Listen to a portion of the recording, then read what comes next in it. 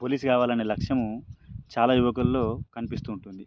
మరి వారి యొక్క డ్యూటీలు ఏంటి, ఎలాంటి పోస్టులు ఉంటో తెలుసుకోవాలి. ఎస్ఐ అంటే సబ్ ఇన్స్పెక్టర్. దీనికి కావాల్సిన విద్యా అర్హత డిగ్రీ. ఎనీ డిగ్రీ మనం కంప్లీట్ చేసి ఉంటే మనం దీనికి అప్లై చేసుకోవచ్చు.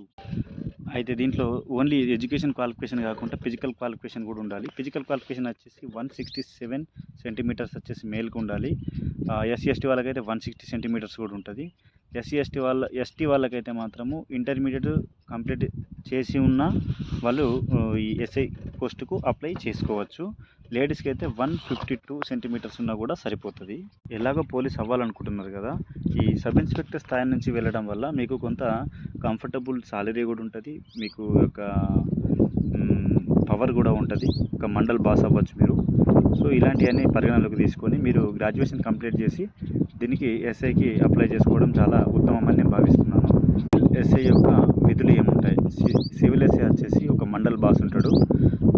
మండల్లో ఎంఆర్ఓ గారి కింద సబ్ ఇన్స్పెక్టర్ గారు ఉంటారు.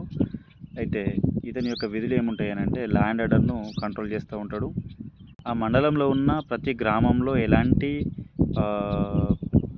ప్రాబ్లమ్స్ వచ్చినా కూడా వాటిని సాల్వ్ చేయడానికి చూస్తాడు. ఎఫ్ఐఆర్ ఫైల్ చేస్తాడు, కేసులు దర్యాప్తు చేస్తాడు.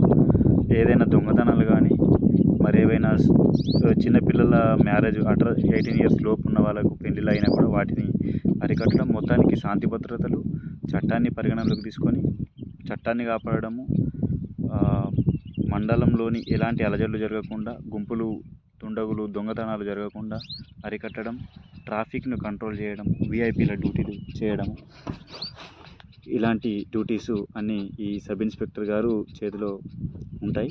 సో ఇలాంటి మళ్ళీ ఉన్నతమైనటువంటి పోస్ట్ కోసము మరి మనం కష్టపడాలి.